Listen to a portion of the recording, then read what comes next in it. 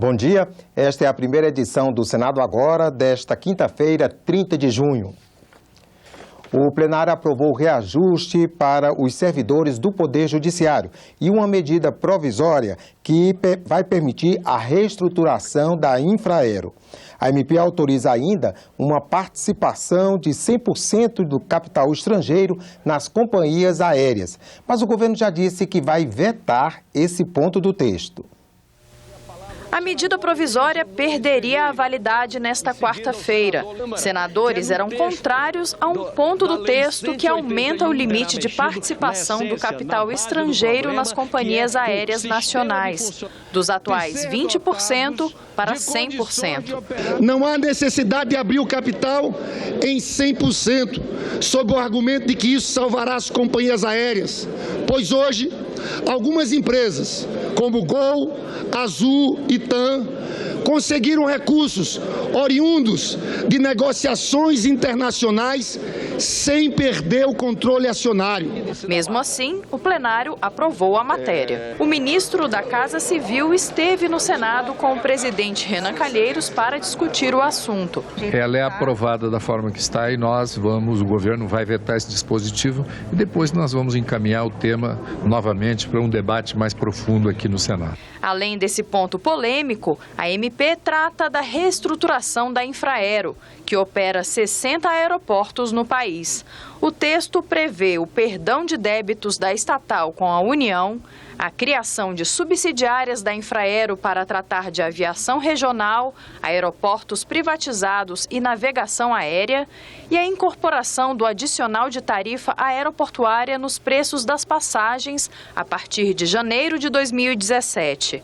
Os recursos arrecadados com o ATAERO vão para o Fundo Nacional de Aviação Civil, que financia o setor e a infraestrutura dos aeroportos. É uma medida muito importante para recompor as finanças da Infraero, que ficaram muito vulneradas a partir das concessões dos aeroportos.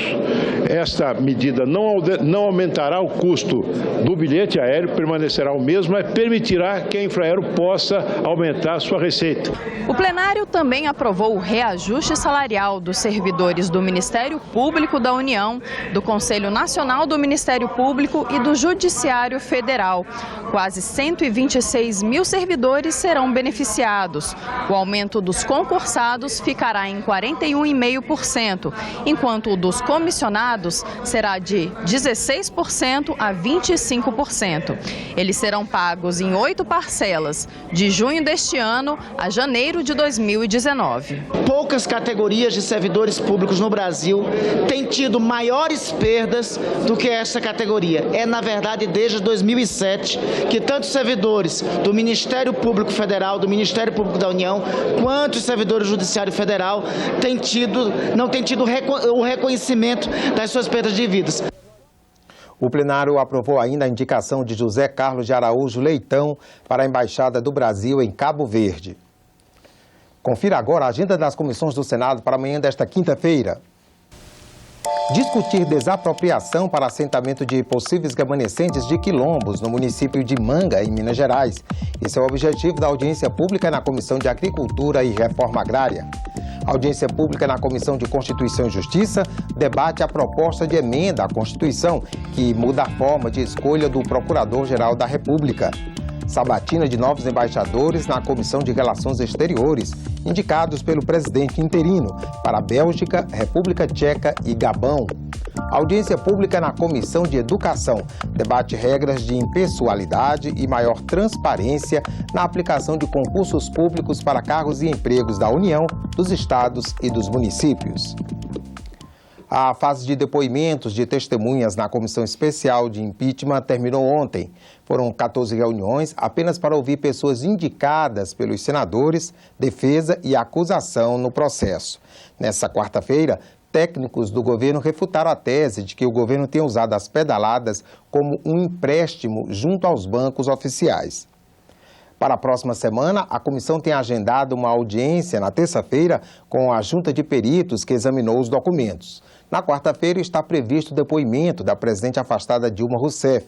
Segundo o advogado José Eduardo Cardoso, ainda não foi definido se Dilma virá ou se será representada.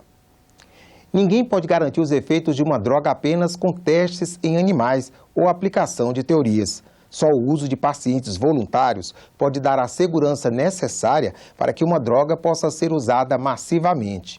O problema é como garantir a saúde e o tratamento ético a quem se submete a esses experimentos. Veja como funciona no Brasil na segunda reportagem da série sobre a realização de pesquisas com seres humanos aqui no país. Isauro descobriu que tinha diabetes 16 anos atrás, após sofrer um infarto. Desde 2014, ele participa de um estudo clínico internacional que testa um medicamento novo para a doença. Para diminuir a diabetes, para não ficar alta. Inclusive, tem um controle aqui. Eu tenho esse controle aqui que eu faço. Isauro não é um caso isolado no Brasil. O país ocupa a 15ª posição do ranking mundial de participação em estudos clínicos, atrás da Coreia do Sul, China, países europeus e Israel. Mas é considerado um campo de testes que pode crescer muito. A gente tem potencial para recrutar pacientes que é de interesse de muitos protocolos de estudo. Então, o Brasil poderia se destacar em recrutamento de pacientes e também de uso da estrutura e de toda a nossa cultura para conduzir a pesquisa clínica. A maior parte dos grandes centros de pesquisa são públicos, as nossas universidades federais, e aí nasce também uma perspectiva de um avanço muito grande na inovação, na indústria farmacêutica e no acompanhamento de pesquisa, de ciência mesmo, de pesquisa pelos nossos pesquisadores na área da medicina. Assim como outros países em desenvolvimento que recebem estudos internacionais, o Brasil tem a tecnologia necessária e cientistas qualificados para executar protocolos de pesquisa. Além disso, o pouco acesso que a população tem a tratamentos sofisticados em saúde torna a participação em pesquisas atraente. Uma vez dentro de um estudo, o paciente tem acesso a consultas regulares com especialistas e exames. Cuidados que Sebastiana não imaginava que um dia receberia. Perdi 14 quilos, ganhei mobilidade, ganhei mais confiança. Eu tinha um medo de morrer de diabetes, morrer doente, aí acabou. Lugar nenhum é igual aqui. Mas para uma pesquisa com seres humanos sair do papel, é preciso a autorização de até 3 órgãos. Primeiro, de um comitê de ética em pesquisa que faz parte das instituições pesquisadoras. Eles monitoram desde a aplicação de um questionário a testes com novos medicamentos. Existem cerca de 700 comitês no país. Segundo, da Comissão Nacional de Ética em Pesquisa, a CONEP, vinculada ao Conselho Nacional de Saúde. Ela avalia estudos em áreas como genética e reprodução humana, novos equipamentos, procedimentos, pesquisas com populações indígenas e que possuam participação estrangeira. Já os testes clínicos com novas drogas e novos equipamentos precisam de parecer da Anvisa, a Agência Nacional de Vigilância Sanitária. Estrutura criticada pelo endocrinologista João Lindolfo Borges. Ele dirige o Centro de Pesquisas que atende Isauro e Sebastiana. Nós não precisamos de 3 instâncias, passar pelo CEP, pela CONEP, pela Anvisa. Então, o ideal seria que, como qualquer lugar civilizado do mundo, a gente tenha uma instância somente.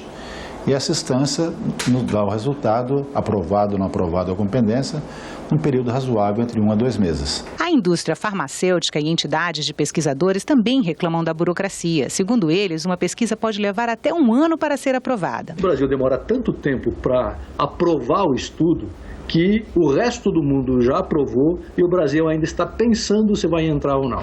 Enquanto isso acontece, o mundo anda e o Brasil continua vai ficando para trás. Já a Comissão Nacional de Ética em Pesquisa, a CONEP, reconhece que a autorização para a realização de estudos demorava, mas diz que agora a média de tempo para aprovação ou rejeição não ultrapassa 45 dias. A CONEP, o foco dela na CONEP, no conjunto do sistema CEP-CONEP, que são mais de 700 comitês de ética espalhados nos hospitais, nas universidades, nas secretarias de saúde, etc., o foco desse sistema é defender os direitos de quem participa nas pesquisas.